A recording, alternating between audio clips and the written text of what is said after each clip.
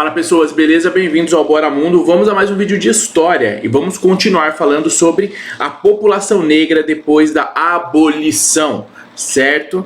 A gente vai falar sobre a população negra, como é que ficou a população negra depois da abolição. A gente vai falar sobre as condições que levaram à queda da monarquia e as questões dos escravos, a questão dos escravos. Vamos a 3 textos importantes, certo? Vem comigo então, vamos à leitura do texto.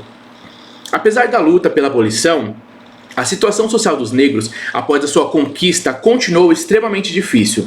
Poucos tinham dinheiro para trabalhar por conta própria ou condições de obter um emprego melhor. Tampouco recebiam ajuda do governo. Muitos continuaram nas mesmas fazendas em que trabalhavam como escravos e não eram tratados como cidadãos livres. Isso é o primeiro ponto importante. A gente vê a questão da demora, né, do estabelecimento das leis que realmente, de fato, vão tornar livres os escravos, né? Então foi começando por leis mais tranquilas, onde não afetavam diretamente ou de forma tão significativa a vida dos escravos de forma positiva. Então isso foi uma lentidão no processo, né? Então, quer dizer, aqueles que continuavam livres naquele primeiro momento, eles não tinham como se sustentar, até porque se pagava o que queria a eles pelos seus serviços quando se precisava, e aqueles que não queriam passar por essa situação continuavam nas fazendas, ou não tinham como se manter de fora, e ali nas fazendas, né, eles também continuavam como escravos, sem salário, né, da mesma forma que eles estavam antes. Mais de um século depois da abolição da escravatura no Brasil, ainda pesa sobre os negros, os seus e seus descendentes, a herança de mais de 300 anos de escravidão. Isso aqui é importante, ó. Estatísticas recentes mostram que, apesar das conquistas, são eles os mais atingidos pelo problema da miséria, da fome, da falta de moradia, do desamparo à educação, à falta de assistência e à saúde. Muitos recebem salários baixos. Terminada a escravidão, resta a tarefa de combater o preconceito, que inconcebivelmente ainda existe, o que tem levado a comunidades negras uma série de movimentos reivindicatórios.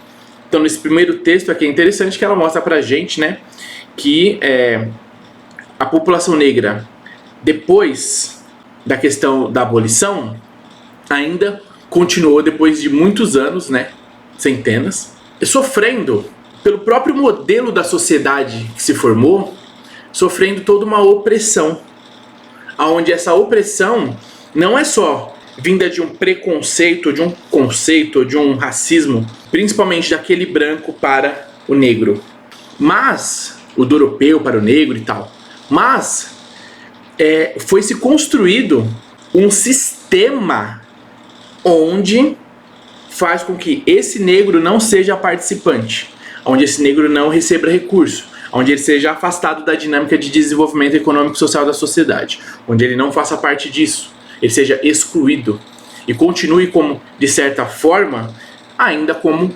um tipo de escravo. Por exemplo, receber pouco salário, salários baixíssimos para você sobreviver, né? Não viver, mas sobreviver, conseguir comer e passar o seu mês. É um tipo de escravidão, né? Onde você está preso em um sistema em que você não consegue usufruir de outras coisas. Você consegue somente o básico para se manter vivo, pagando seus impostos e mantendo a sua rotina. Então isso é o que foi acontecendo na população negra pós a abolição. Toda essa dificuldade que foi se transformando, foi se maquiando, mas ainda e que ainda estamos passando por isso, né? E foi se transformando em algo moderno, diferente, mas que ainda atinge a população. Crise, condições que levaram à queda da monarquia. Bom, a gente viu que vai acontecer a queda da monarquia, vai acontecer um vucu-vucu. Eu falei isso nas aulas anteriores e aqui tem um texto pequenininho que vai resumir quais foram as crises, né, que levaram a essa queda. Ó, vai acontecer uma série de desentendimentos, olha que interessante.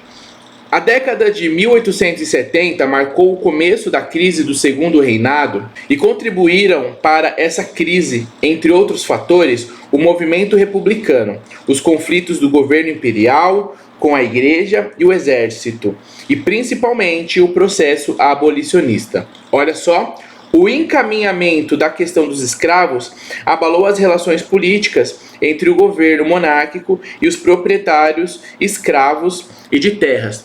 Logicamente, a gente já observa que existiam interesses diferentes entre a monarquia e os senhores de terras, né?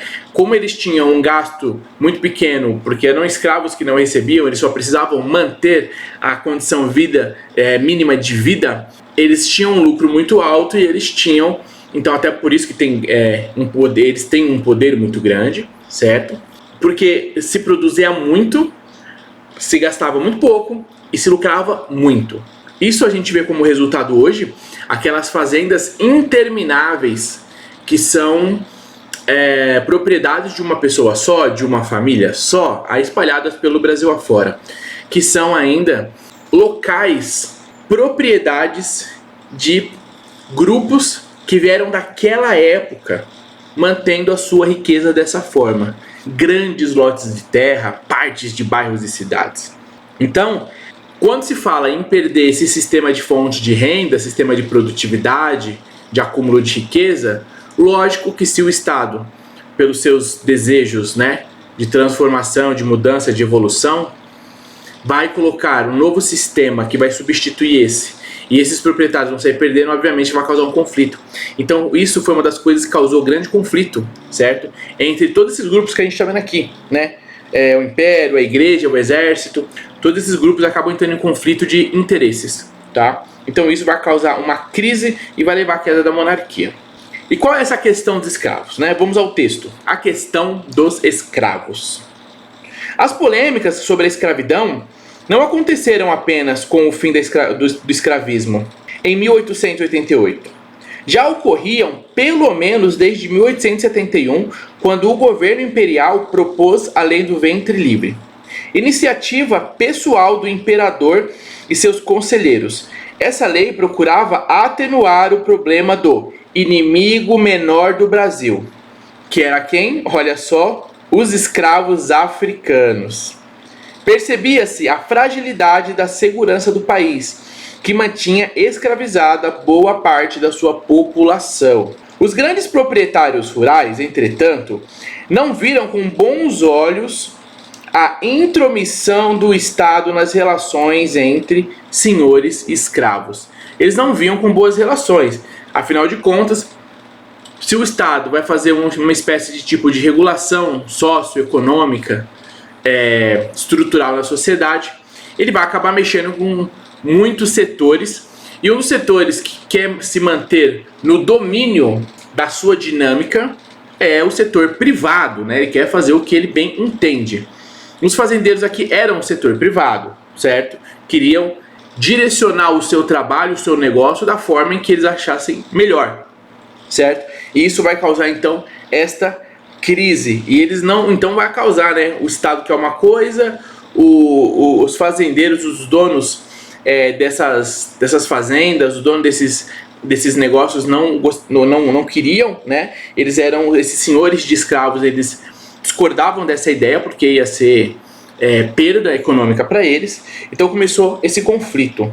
O projeto da coroa tirava a força moral do senhor, minando sua autoridade e dando aos escravos apoio legal para aspirarem à liberdade.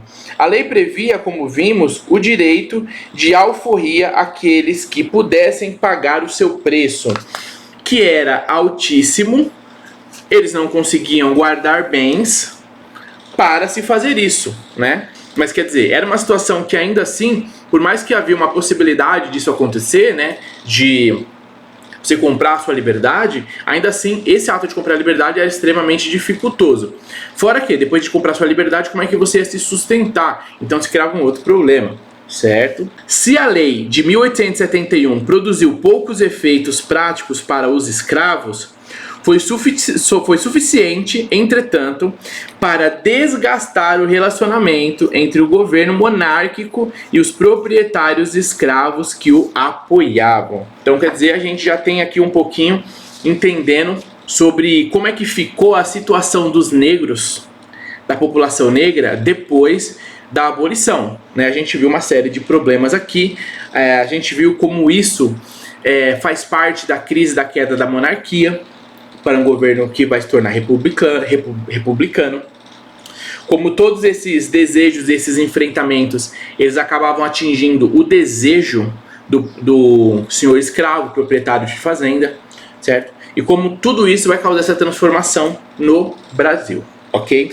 É isso aí, espero que vocês tenham gostado do texto, da explicação, bem bacaninha, a gente entender um pouco mais sobre a história do Brasil, e nós vamos para o próximo texto. É isso aí, curtiu, entendeu, fez as suas anotações?